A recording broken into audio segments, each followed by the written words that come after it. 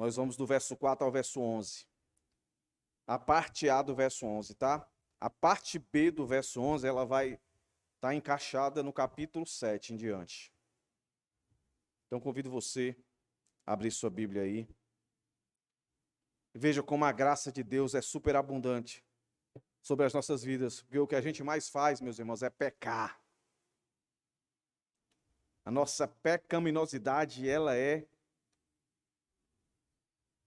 absurdamente gigantesca.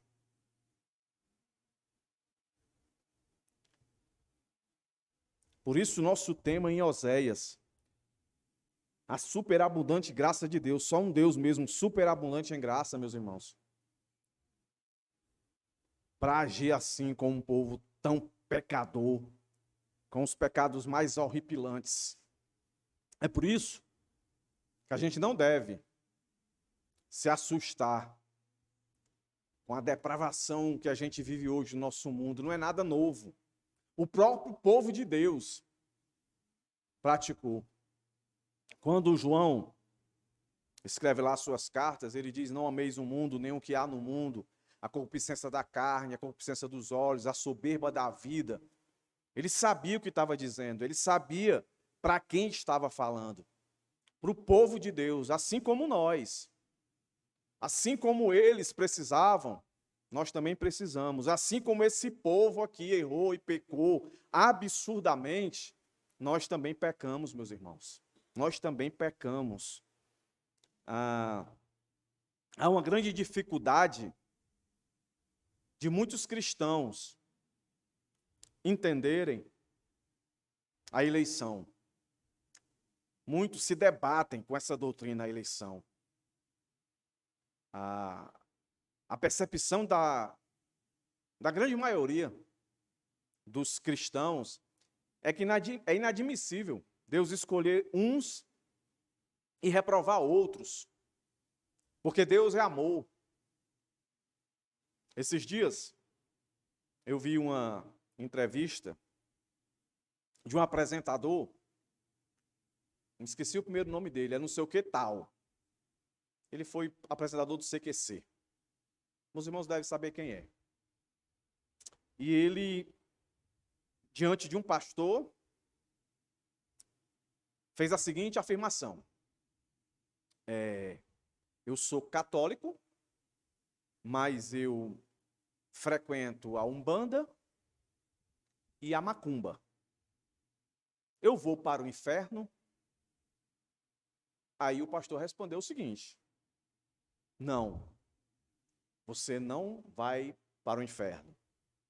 Porque o pastor disse, eu, junto com muitos teólogos, acreditamos na doutrina que Deus é amor. E Deus, por ser amor, ele jamais colocaria uma criação sua em um inferno, em um tormento eterno.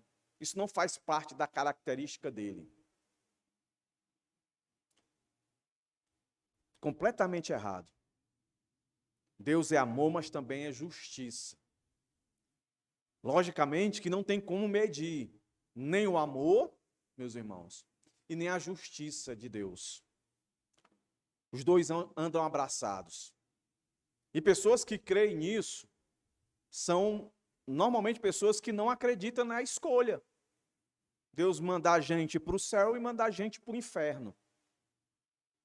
É porque certamente não está em uma igreja onde prega, de fato, com todas as imperfeições, né, que nós somos pecadores, a doutrina como um todo dos atributos de Deus. Deus não é só amor, Deus também é justiça, Deus também é juízo. O que as pessoas não entendem é que Deus, se Ele quisesse, Ele condenaria todo mundo. Todo mundo seria escolhido para ser jogado no inferno. Mas por sua graça. E aí é quando a gente entende isso. Quando eu entendi isso, eu digo, como Deus é maravilhoso. E não o contrário, de achar que Deus é mau. Como Deus é bom, porque todos nós merecíamos. E aqui nós estamos em um livro do Antigo Testamento que está mostrando para nós aqui até o verso 4, até o verso 3 do capítulo 6, é mostrado para nós o quanto a gente merecia a condenação e o quanto Deus é misericordioso, o quanto Deus é compassivo, o quanto a sua graça é abundante. Isso deveria, meus irmãos, constranger a mim e a você. Eu não sei como é que está a sua situação, de fato, espiritual. Eu posso tentar dimensionar aqui, que a igreja não é muito grande, eu convivo com alguns irmãos, então eu posso ter uma percepção de como é que está a sua vida espiritual, a sua vida física externa, o que é que está acontecendo, né, com você. Mas você certamente sabe. Agora, o que você deveria saber, que todas essas coisas, que aparentemente nos entristece, que aparentemente, por que eu digo aparentemente? É porque a perspectiva do cristão, ele tem que entender que tudo que nós vivemos aqui, por mais que seja sofrível, dolorido, angustiante, depressivo, deprimente, olhando para a cruz de Cristo, para a obra de Cristo, Cristo já venceu tudo isso. Nós estamos naquele lapso de tempo, né, do já ainda não. Por isso que eu digo aparente. E dentro dessa aparente, o que nós não podemos esquecer é que nós temos um único motivo, independente do que esteja acontecendo com você, um único motivo para dizer: Senhor, Tu és bom.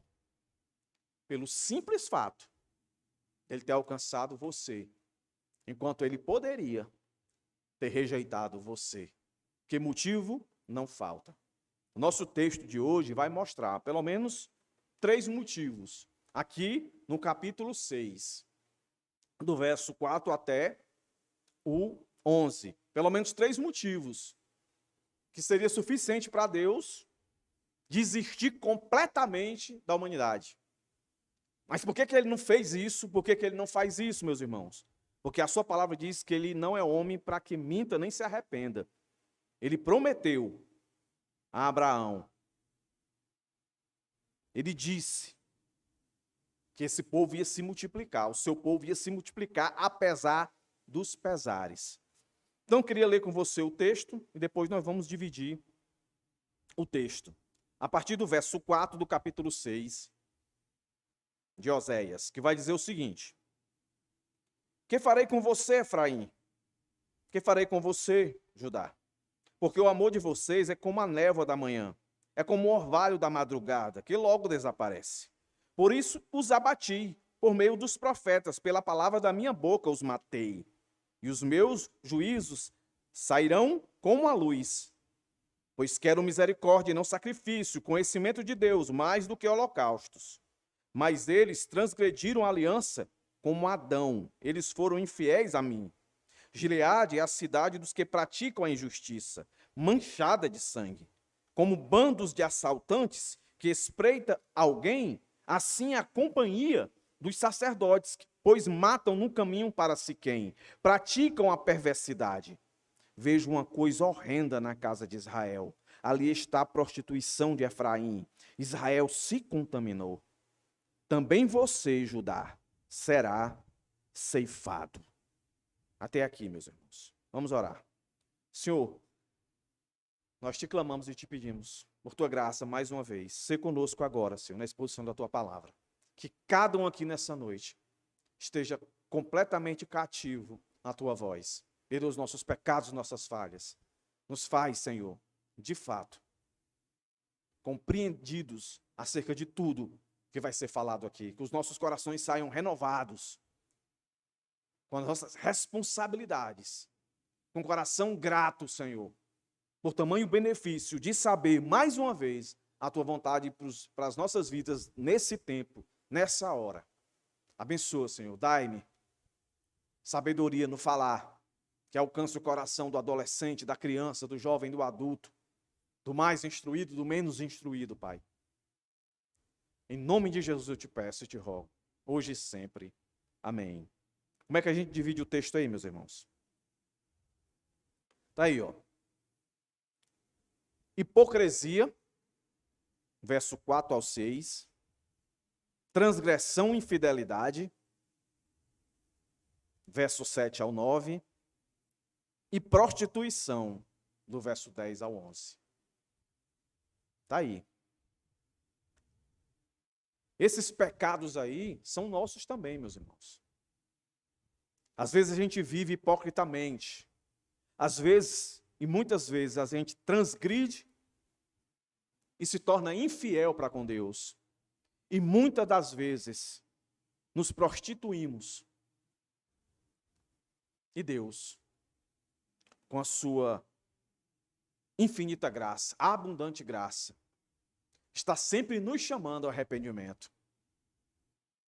Eu falei no sermão passado que hoje nós vivemos a pregação e o ensino da hipergraça. Lembra que eu citei Bonhoeffer? Quando ele dizia que graça, sem ser a verdadeira graça apresentada nas Escrituras, ela é uma graça barata. Porque ela faz você acreditar que quem dita aquilo que tem que acontecer na sua vida é você e não Deus. E olha que interessante. O contexto aqui dos nossos versos em questão está dentro do verso 1, 2 e 3, onde, de fato, o que está registrado aqui é uma verdade absoluta. Nós lemos isso hoje em Jó. Não sei se você percebeu. Foi até a parte que eu li. É ele quem faz adoecer e sara, ele cura. É Deus, é Deus. O texto aqui disse isso, verso 1, 2 e 3. Mas nós identificamos no próprio texto que eles estavam fazendo isso não realmente com a verdadeira intenção de adorar o Deus, que é digno de todo louvor e toda adoração. Eles se colocaram dizendo palavras verdadeiras, mas com intenções falsas. É daí, meus irmãos, que vem o nosso primeiro ponto. A intenção falsa deles, o Senhor vai chamar aqui no verso 4, que aí de fato o Senhor realmente revela o quanto o coração deles estava longe daquilo que a boca deles pronunciavam. Ou seja, o Senhor os chama de hipócritas. Hipócritas. Os irmãos sabem o que é hipócrita. Hipócrita é uma pessoa que diz uma coisa, mas vive outra, faz outra, né? Ela diz coisas para as pessoas fazerem, tipo assim, faço o que eu digo, mas não faço o que eu faço. Você já ouviu essa? Acho que a ilustração mais hipócrita que eu me lembro assim é de um pai que fuma e diz para o filho: fumar não é bom, fumar causa câncer, mas ele continua fumando e diz para o filho: eu não quero que você fume, não faça o que eu faço, mas saiba que eu estou dizendo é certo. Ele diz uma coisa certa, mas faz o contrário. É exatamente isso que o Senhor está dizendo agora, com todas as letras, no nosso verso 4. Que farei com você, Efraim? Que farei com você, Judá? É o povo de Deus, reino do norte, reino do sul, tudo junto. Porque o amor de vocês, entenda o amor aí, a ideia de serviço, de ação para com Deus, de atitude. Né? Veja aí que o amor não é simplesmente um sentimento. O amor aí, porque o amor de vocês, ou seja, o que vocês declararam, né? Verso 1, venhamos e voltemos para o Senhor, Ele nos despedaçou, Ele vai nos curar. Verdade. Depois de 2 dias nos dará vida, porque Ele vai nos ressuscitar e vai nos colocar diante dEle. Deus pode fazer isso. Conheçamos e prossigamos em conhecer a palavra aidá, que é a ideia de ter relacionamento com o Senhor. Mas tudo de boca. A gente viu, né? Eles queriam rapidez, eles queriam o Deus da bênção, não, ou queria a bênção do Deus, não o Deus da bênção, e queria a coisa rápida, né? E queria que o Senhor agisse, transformasse a situação deles ali, naquela hora, naquele momento, as coisas externas. Não estava preocupado com o coração. Aí o Senhor diz isso. Que farei? E a ideia aqui não é o Senhor fazendo uma pergunta e querendo uma resposta deles. Não imagine que é assim. Não é assim o Senhor olhando como se Judá e Israel fossem dois meninos, filhos pequenos, o Senhor dizendo, o que é que eu faço com vocês? Me diga o que é que eu faço com vocês. Aí Judá e Israel, faz isso com a gente, faz isso com a gente. Não, o Senhor está dizendo assim, o que é que eu tenho que fazer a mais para vocês de fato me amarem de verdade, para que vocês me busquem de verdade, para que vocês se arrependam. O que é que eu tenho que fazer mais? Eu não suporto mais esse amor falso, essa hipocrisia. Aí ele vai ilustrar isso com isso aqui, ó, quando ele diz assim, ó, como a névoa da manhã e como o orvalho da madrugada que logo desaparece.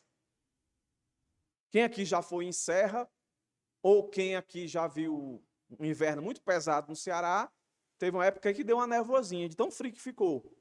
Aquela, né? Aquela que parece que as nuvens desceram.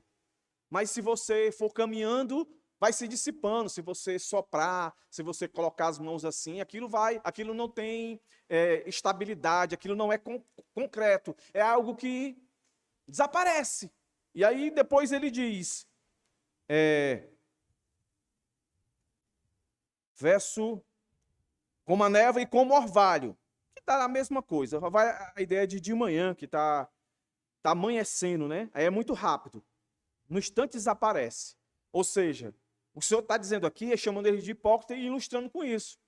Vocês não têm estabilidade.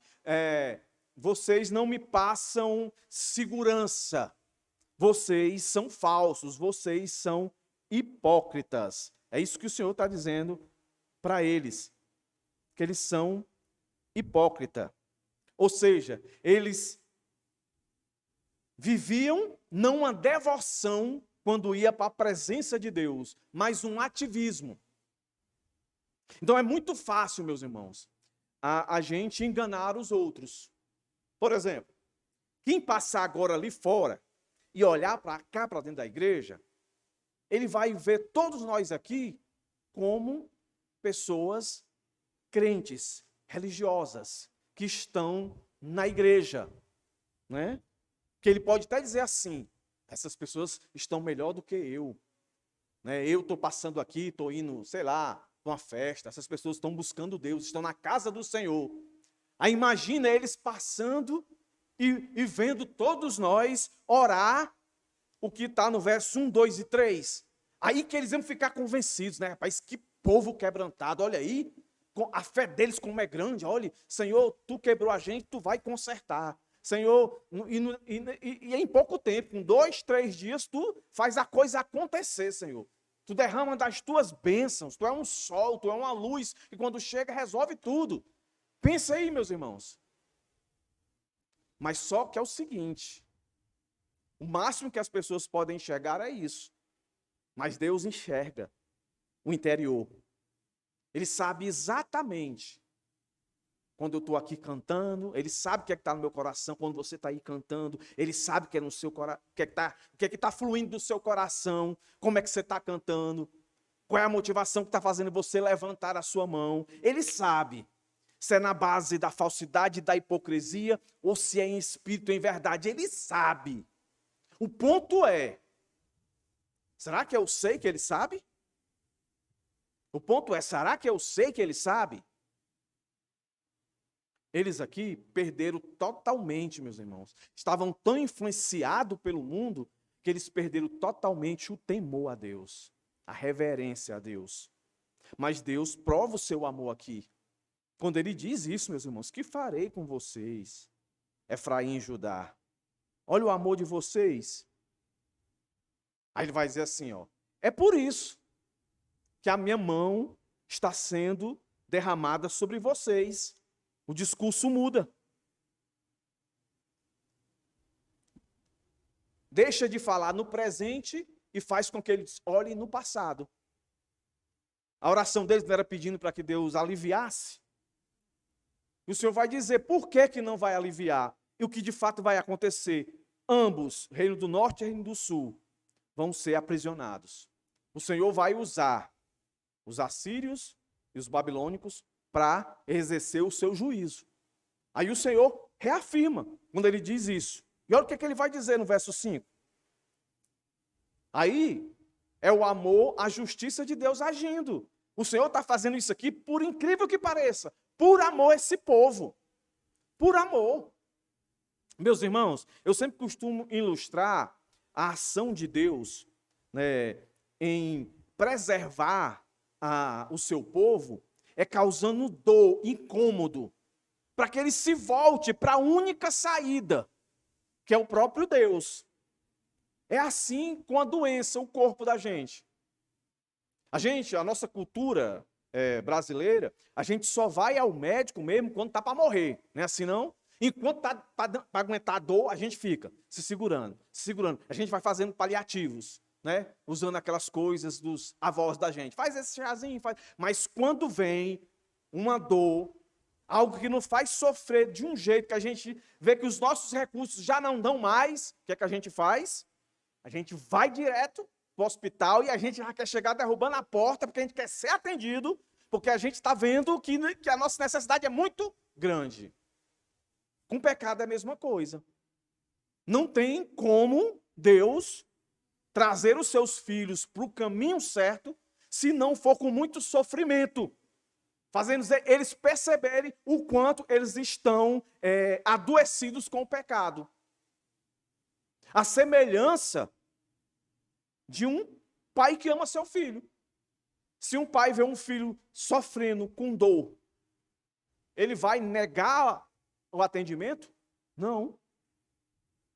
Deus está gritando para esse povo.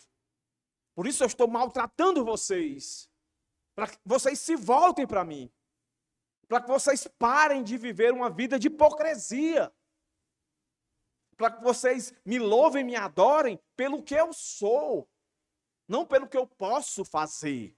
É a mesma verdade para hoje, meus irmãos. Nesse momento agora, centenas e centenas de pessoas estão enchendo estádios, enchendo estruturas, né, megas igrejas, as pessoas buscando Deus não pelo que Ele é, mas pelo que Ele pode fazer.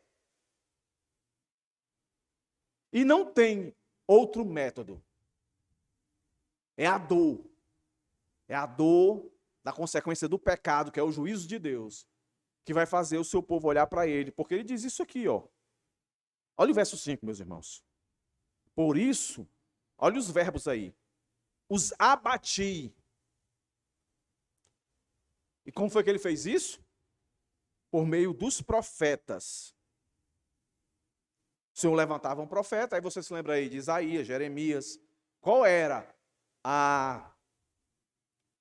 o teor das profecias que o Senhor mandava para o seu povo? Aí ele diz mais, ó, abatia pelos profetas, pela palavra da minha boca eu os matei, e os meus juízos sairão como a luz. Presta atenção. Lembra que eu falei na semana passada? Está aqui, o verso 5 está dizendo para a gente que Deus castiga o seu povo, dando sentenças de juízo pelos profetas e pela sua palavra. Pela sua palavra. Ele fazia isso nessa época, ele faz isso hoje e sempre fará. Então, ao contrário de que muita gente pensa, você vir à igreja ou é para você receber uma palavra que venha cada dia mais te manter vivo concernente às coisas espirituais, uma palavra para matar o seu pecado, as atitudes errôneas, a sua hipocrisia, no caso aqui, a priori, para que de fato você reconheça e a graça de Deus seja restauradora sobre a sua vida. E isso finda com o juízo, ó. E os meus juízos sairão como a luz. A maior parte dos comentaristas acredita que esse finalzinho aqui do capítulo 5 é respondendo o que eles pediram no verso 3. Finalzinho do verso 3 vai dizer assim, ó: como amanhecer, a sua vinda é certa. E essa vinda certa, quando eles estão falando, é no sentido de prosperidade, de bênção, de alegria, sabe, de honra, né, ó? Ele descerá sobre nós como chuva. Chuva sempre simboliza bênção, bênção multiplicada. Aí ele diz, como a chuva que fora da época rega a nossa terra. Ou seja, é uma bênção fantástica, porque é algo que vem antes do que deveria vir. Ou seja, vai ser tão rápido a bênção, né, que vai vir numa hora que não era para vir. Ela ia vir, mas vai vir antes. Aí o Senhor está dizendo aqui no verso 5 que essa perspectiva deles está errada. A luz que vai se abrir, né, e o amanhecer que vai ser uma chuva de bênção fora de época, nada mais é do que a luz do juízo de Deus vindo para castigar. Meus irmãos, diga se isso não é exatamente a semelhança da grande vinda do Senhor Jesus. A grande vinda do Senhor Jesus, para aqueles que são obedientes, vai ser de luz radiante, brilhosa, vai ser um negócio assim fantástico. Mas para aqueles que vivem uma vida de hipocrisia, que negam a existência de um Deus Salvador, para eles vai ser uma luz de cegueira eternamente, para trevas, meus irmãos. Sem sombra de dúvida. Aí o Senhor volta a falar no verso 6, entrando para dentro de um ambiente de culto, e ele faz aqui dois paralelos, para comprovar que a ira de Deus, o juízo de Deus, está vindo sobre eles por causa da hipocrisia deles. E a hipocrisia deles é um degrau decrescente para a transgressão, para a infidelidade, para a prostituição. Esse é o ponto, meus irmãos. O pecado, ele se degenera. O pecado, ele não é como um câncer, não é? Ele vai se multiplicar. Ele não vai ficar ali contido em uma só vertente, no caso da hipocrisia. Um indivíduo que vive uma vida de hipocrisia, mais cedo ou mais tarde, ele vai transgredir, ele vai ser infiel, ele vai se prostituir. Literalmente e espiritualmente, em todos os sentidos. Olha o que é que o texto vai dizer aqui, ó. Pois quero misericórdia e não sacrifício. Aí vem o primeiro paralelo. Misericórdia, sacrifício. E é um paralelo estranho, não é? Porque se fosse pela lógica, deveria ser, eu quero misericórdia e não falta de misericórdia. Que seria o quê, meus irmãos? A pessoa que não tem misericórdia, qual seria o antônimo aí? O contrário de uma pessoa que tem misericórdia, seria uma pessoa o quê? Pessoa má, pessoa ruim, né? Uma pessoa sem compaixão. Mas aqui o paralelo é, eu quero, ou melhor dizendo, pois quero misericórdia e não sacrifício. Aí ele continua e diz, conhecimento de Deus, aí faz paralelo com holocausto. Que devia não ser holocausto, né, pela lógica. Eu quero conhecimento e não desconhecimento, e não ignorância. Deveria ser isso. Mas o Senhor quer que eles aprendam. Quer que eles aprendam que o maior erro deles está exatamente onde eles não poderiam errar. Que Deus já tinha dito como ele deveria ser cultuado.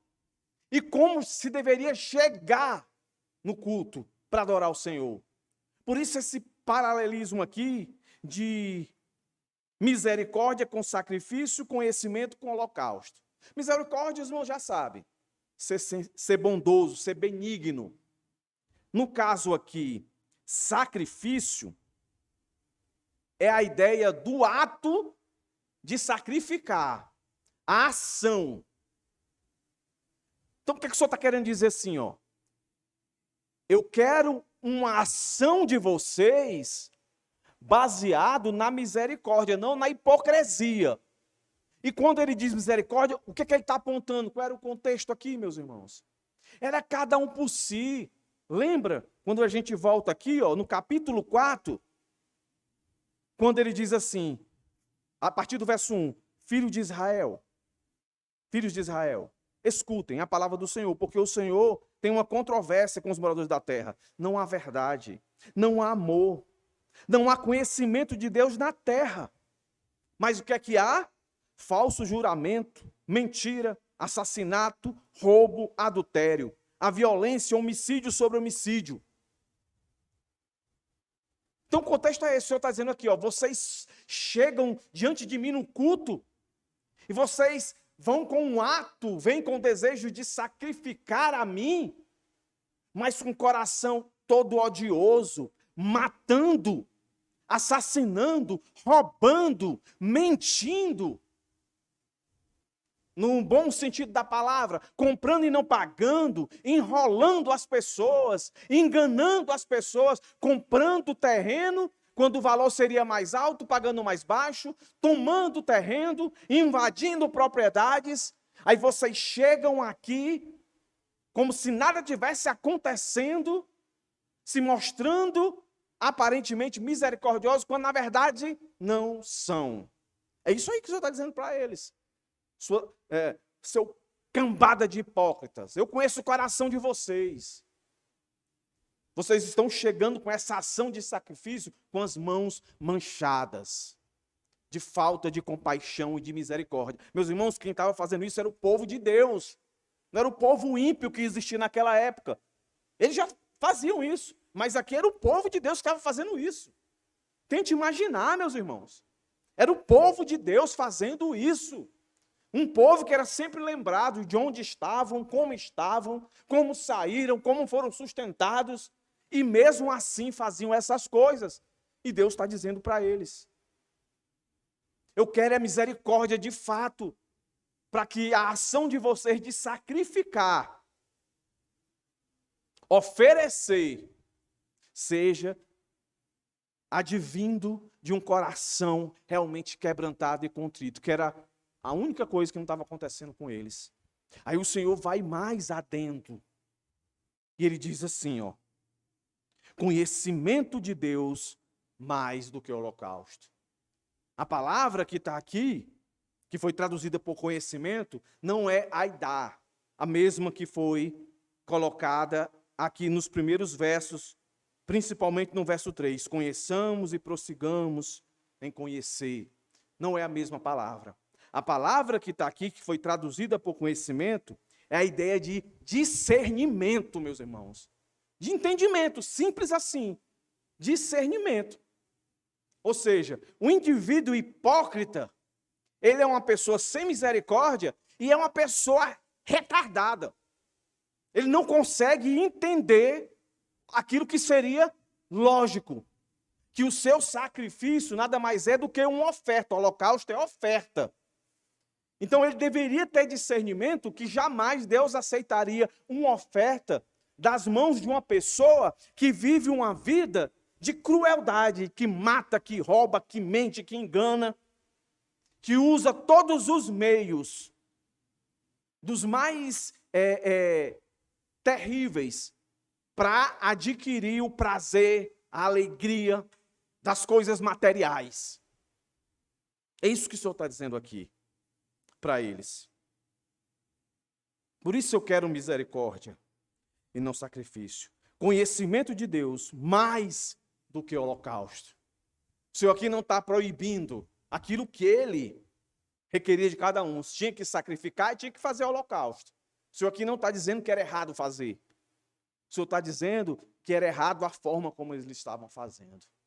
Por isso, meus irmãos, eu lembro aqui os irmãos, mais uma vez, toda quarta, todo domingo, todo EBD, que você sai da sua casa e se dirige para vir, você tem que se preparar. Você tem que chegar aqui com o coração misericordioso. Você tem que chegar aqui entendendo as suas responsabilidades. Porque hoje nós podemos dizer que a maior oferta que nós temos para dar ao Senhor é a nossa própria vida. Aí depois vem o nosso dinheiro, nossos bens. E isso aqui que o Senhor está requerendo deles aqui, no Novo Testamento isso aparece. Nós, quando estávamos expondo lá Lucas, lembra daquela passagem da oferta? Olha, se você tiver alguma coisa contra alguém, deixa a sua oferta aqui e vá resolver. Parafraseando isso aqui. Seu coração não está misericordioso, tem alguma coisa, tem ódio, você matou alguém, você agrediu alguém, ou fisicamente ou com palavras, precisa se resolver para que eu aceite seu sacrifício, seu holocausto, que é sua oferta. Isso é claro. E essa expressão aí, né, é interessante que essa expressão misericórdia, o Senhor cita ela, o Senhor Jesus, cita ela 2 vezes. Isso nós vimos em Lucas também, né? Sempre num ambiente de hipocrisia com os fariseus. Jesus está comendo na casa lá de pecadores, eles vêm e fazem crítica. Aí o Senhor diz o quê? Está faltando misericórdia em vocês.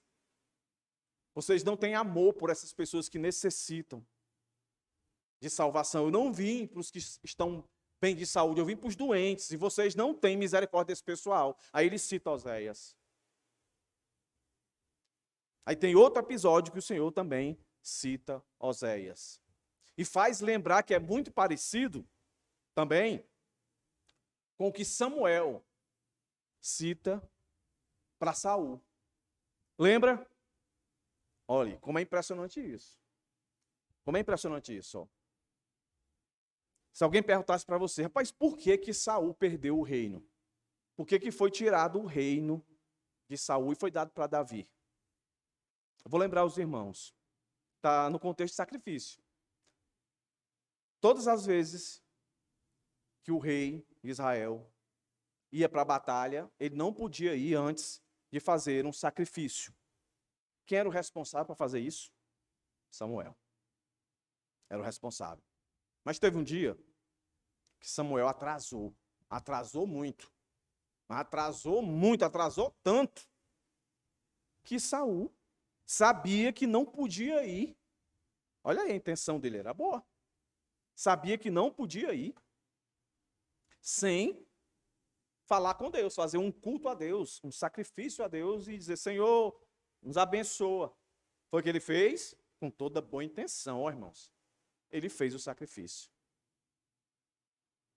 Aí o que é que o texto diz lá?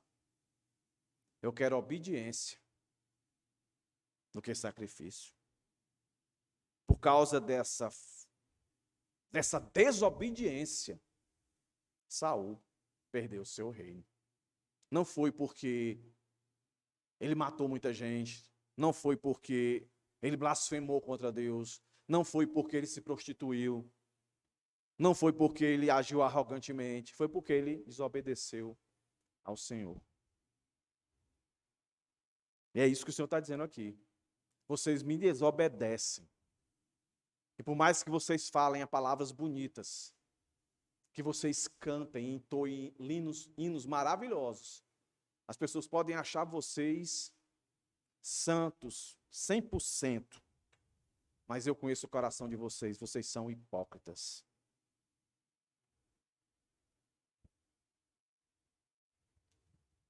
Hipócritas, essa é a palavra.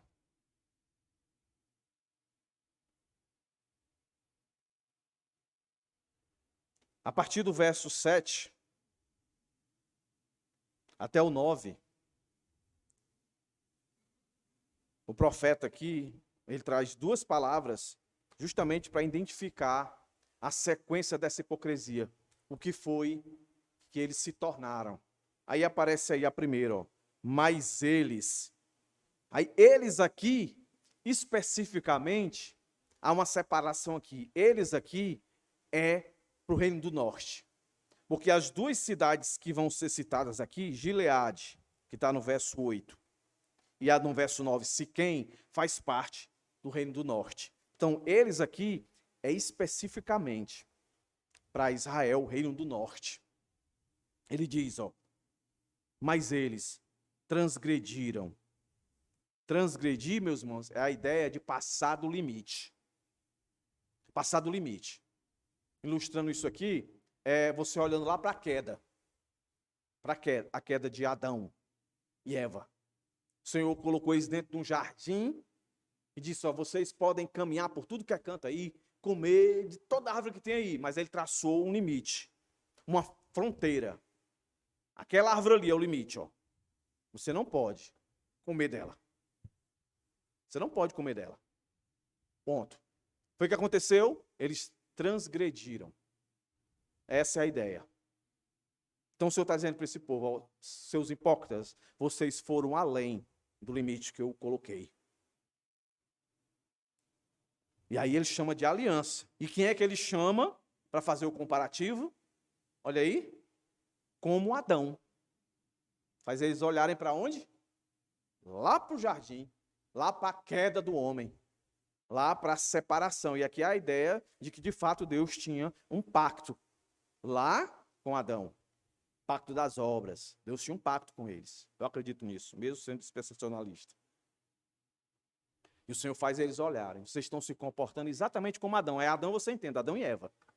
Foi lá que o pecado entrou no mundo. Então está aqui, ó, pecado, pecado. Pecado que afronta a Deus. Pecado que quebra a aliança. Que se afasta de Deus. E até então aqui, qual é o pecado que está sendo colocado aqui? A hipocrisia, meus irmãos. A hipocrisia. Mas não para aí. Ele diz, eles foram infiéis a mim. Adão foi infiel a mim, assim como vocês estão sendo infiel a mim.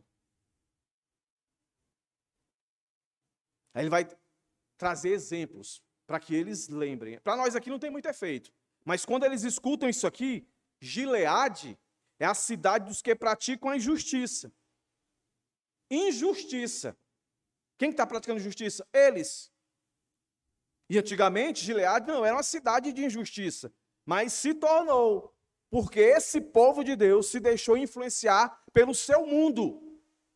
E começaram a viver uma vida de hipocrisia. A sua vida de hipocrisia levaram a eles a viver uma vida de injustiça. Por isso eles matavam, por isso eles roubavam. E o Senhor vai reafirmar isso. Aí ele diz, manchada de sangue. O Senhor chama eles de assassinos. Por isso vocês se tornaram assassinos. Meus irmãos, quando se quebra a aliança com Deus, o resultado sempre vai ser esse. É uma piora degradante. Cada vez piora mais. Não tem bom. Não tem bom. E aqui a relação é simples hipocrisia. Uma simples hipocrisia que parece ser simples, mas não é, meus irmãos. Por isso que a gente tem que se avaliar. Como é que eu estou vivendo o meu cristianismo? Eu estou vivendo a base de ativismo ou de fato devoção? Onde há ativismo, há hipocrisia. Onde há devoção, há arrependimento. Quando a hipocrisia quer surgir, meus irmãos. Isso é fato. Se a gente não entender isso, a gente vai se degradar, como eles. E o Senhor está dizendo, assim como Adão, vocês se tornaram infiéis. E a Gileade se transformou em uma cidade injusta, onde sangue era derramado. E aí ele vai e diz mais. Como bandos de assaltantes que espreitam alguém. Olha aí, meus irmãos, a imagem. E ele vai associar isso agora à liderança, os sacerdotes. Espreitam, ficam olhando, esperando só a oportunidade. Não é assim não que um ladrão faz? Um ladrão, ele fica espreitando, ele fica analisando, esperando o momento certo para dar um bote. Quantos assaltos registrados e reconhecidos assaltantes é assim? Olha aqui no vídeo, ele veio um dia antes, 2 dias antes, e mapearam, olharam, ou seja, usando aqui, espreitaram. Depois que eles fizeram bem o retrato, eles vieram assaltar. É isso aqui que o Senhor está dizendo, ó. Como bandos de assaltantes que espreitam, ladrões, espreitam alguém, assim é a companhia dos sacerdotes. Olha aí. Malaquias também vai falar muito sobre essa questão do coração do sacerdote, um desejo, como a gente já viu aqui, né, de se usufruir das coisas. Aí ele diz isso, ó, como os sacerdotes, pois matam no caminho para Siquém. E aí o autor, que é Deus, falando pelo profeta, ainda diz assim, meus irmãos, ó, praticam perversidade. Meus irmãos, Isso aqui é o povo de Deus. Os hipócritas lá do começo, né? Que tanto os liderados como os líderes, na sua hipocrisia, chegaram ao ponto de assaltar, de matar de forma perversa. Essa palavra aqui, ó, perversidade, alguns comentaristas vão dizer que pode se entender que no ato de assaltar, estuprar,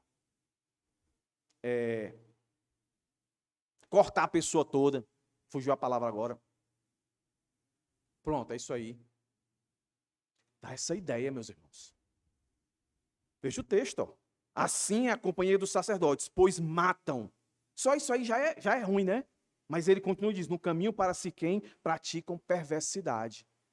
Alguns vão dizer, vão ao extremo, pedofilia, entendeu? Um monte de coisa. Quem está fazendo isso aqui?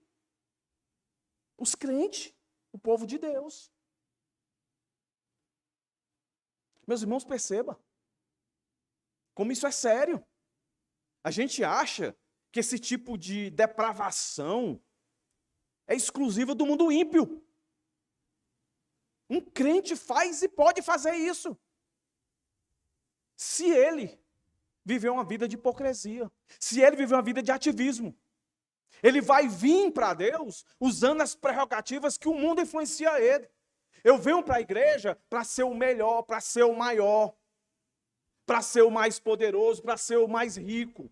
A influência daquilo que nós ouvimos ontem na EBD, do tripé lá de Salomão: prazer, poder e riqueza. Concupiscência da carne, concupiscência dos olhos, soberba da vida. É isso.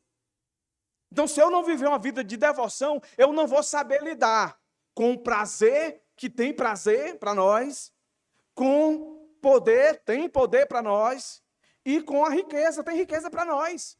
O problema é se nós vivemos essa tríade aqui no ativismo e não da devoção. Tudo que é vivido no ativismo vai quebrar, vai transgredir, vai nos tornar infiel para com Deus, traidores de Deus. Nós vamos trair a Deus. Tudo que é a base da devoção, nós vamos sempre entender que aquilo que o Senhor está derramando para nós, aquele prazer, aquele poder, aquela riqueza, é para um bem maior, não um bem particular meu, para satisfazer o meu ego. É para um cumprimento de um propósito. Por isso eu preciso ter discernimento, eu preciso conhecer Deus. Por isso eu tenho que ter um coração misericordioso. Olha o que é que o verso 10 vai dizer agora, meus irmãos. A prostituição. Isso é a prova que eles não se arrependeram. Eles não se arrependiam. Olha aí o degrau de degradação deles aí. A hipocrisia os tornou infiéis, os tornou traidores nas suas ações de injustiça, de roubo, de perversidade. Mas onde é que isso vai acabar? Na prostituição. Literalmente aqui, prostituição. E olhe como é que o Senhor vê o seu povo. Olha a expressão que aparece aqui, meus irmãos. Olha o que é que o texto vai dizer, ó. É Deus falando, ó. Vejo uma coisa horrenda. Horrenda. Horrenda de horror. Sabe, de assim, de pavor. Olha aí, meus irmãos. Se alguém perguntasse para você, o que é que deixa a visão de Deus horrorizada? O que é que deixa a visão de Deus assim, espantado? Aí, ó. Na casa de Israel. E aí ele pontua em bom tom. Ele diz: ali está a prostituição de Efraim. Israel se contaminou. Lembra quando eu falei que Efraim é um sinônimo de Israel? Porque Efraim é a cidade mais famosa da época. Ela começou todo esse sinal de hipocrisia, esse sinal de transgressão, esse sinal de infidelidade, e aí contaminou todo Israel. Então veja aí, o pecado, ele é contagioso, muito mais do que a santidade. Para você fazer uma pessoa ficar no seu nível de santidade, é tão difícil, é tão complexo. Porque não depende da gente em si, depende da gente na ação do Espírito Santo e a responsabilidade daquela pessoa de se abrir. Agora, para fazer outro pecar, é fácil demais. Por que é fácil demais? É só você voltar para o capítulo 2, verso. Capítulo 2.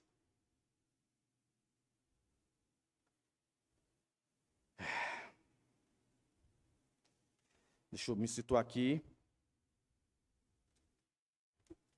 Capítulo 2, que fala do espírito de prostituição.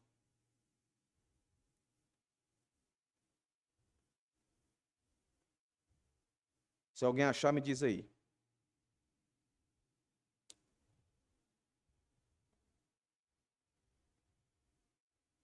De Oséias.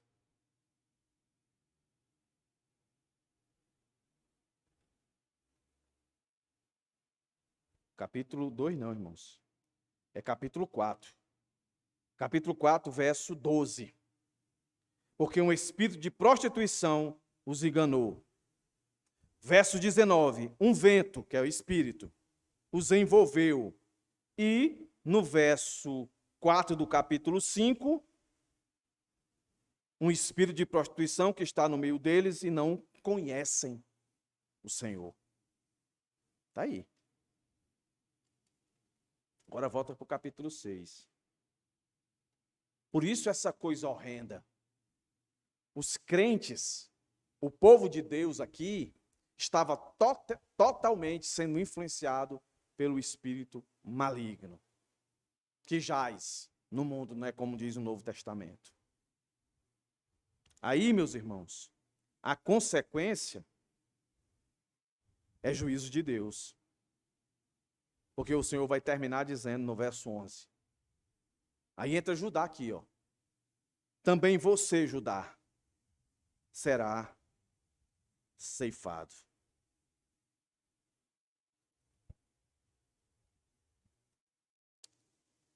Então, meus irmãos, partindo para o final aqui,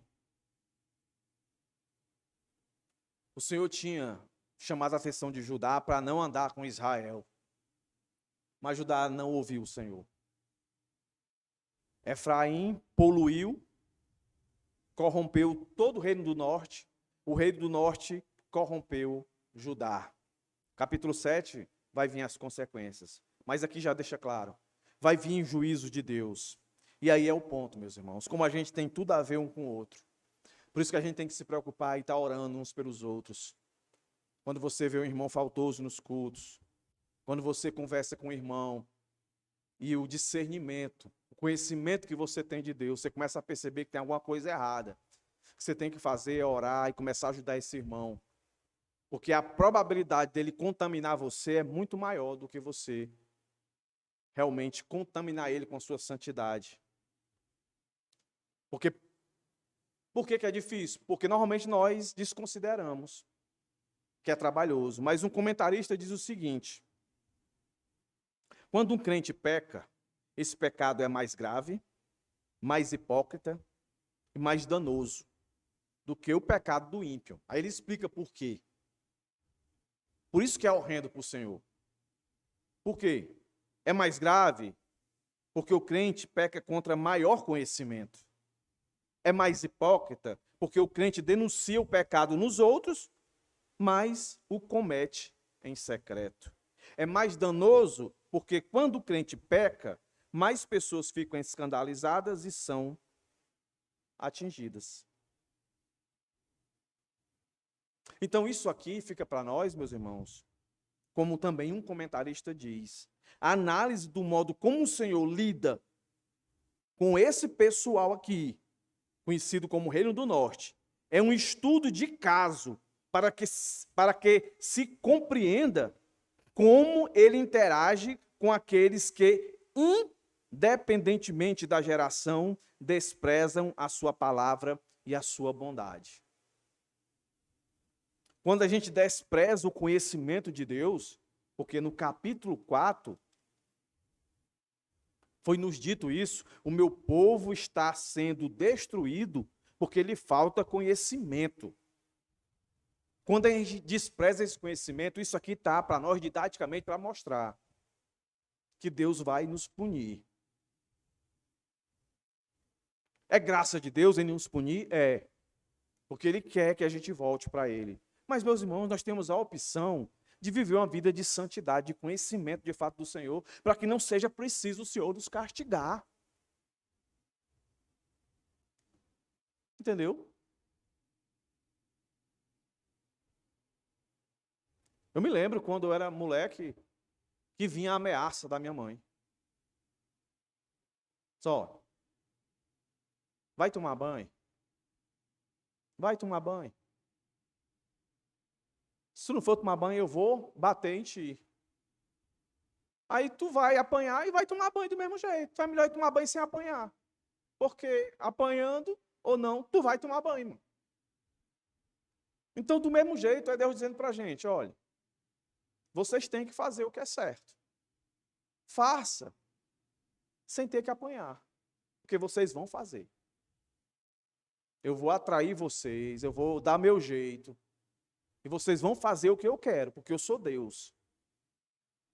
Então vamos ser inteligentes, vamos ter conhecimento de Deus, vamos ser racional. Então vamos fazer sem apanhar, meus irmãos. Não vamos esperar Deus descer o juízo sobre nós, para que a gente faça o que Ele quer. Vamos ser obedientes, vamos usar como exemplo o que está acontecendo aqui com esse pessoal. Não vamos ser traidores, não vamos transgredir os marcos que Deus colocou, os limites. Porque senão o Senhor vai nos fazer voltar. Não é? Não foi isso que aconteceu com Adão? Não. Perdoo vocês, mas vão apanhar. A partir de hoje vai ser assim com você, Adão, vai ser assim com você, Eva. E no fim, foi do jeito que Deus disse. Então o que fica para nós aqui, e vai ficar sempre sendo repetido aqui, é essa, meus irmãos. A graça, a superabundante graça de Deus é como aquela frase que eu disse. Não há graça sem ameaça. Graça sem ameaça é graça barata. O Senhor está abrindo os nossos ouvidos mais uma vez aqui. Às vezes as pessoas acham que estão sofrendo, é o inimigo ali, né? Que está fazendo alguma coisa para você. E eu lembro os irmãos, a gente vai sofrer nesse mundo, meus irmãos. Agora vamos optar a sofrer por nossa fidelidade, não por nossa infidelidade. Porque sofrer é ruim de qualquer jeito.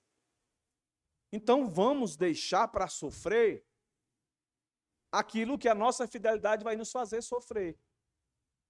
Não vamos procurar sofrer mais, causando infidelidade para com Deus. E no caso aqui, sendo hipócrita. Porque a escada da hipocrisia, ela é sempre para baixo. É para piorar. Que o Senhor tenha misericórdia de nós, meus irmãos. E que eu e você aqui saiamos nessa noite aqui, Senhor. Que o meu conhecimento por Ti seja verdadeiro. Que a misericórdia que eu expresso, de fato, seja verdadeira. Porque eu aprendi hoje que Tu quer misericórdia e não sacrifício. Tu quer conhecimento de Ti e não simplesmente holocaustos. O que Tu quer é que a minha vida, de fato, seja uma vida real e verdadeira diante de Ti. Que eu Te ame pelo que Tu é. É por isso que muitos pastores, à semelhança desses sacerdotes aqui, estão espreitando os crentes para influenciá-lo a viver o contrário do que o Senhor estipulou para cada um de nós. Vamos orar. Senhor, muito obrigado por essa noite. Obrigado mais uma vez, Senhor, pelo privilégio de abrir a Tua palavra, ler a Tua palavra, pregar a Tua palavra. Leva os Teus filhos em paz, meditando, Senhor, acerca de tudo aquilo que foi falado aqui. Que o Senhor incomode os corações de cada um desses irmãos, que os tire do conforto teológico, que eles se façam entendidos da necessidade de viver uma vida de devoção a Ti, que não caia no perigo do ativismo e assim na hipocrisia. Em nome de Jesus eu te peço e te rogo, hoje e sempre. Amém.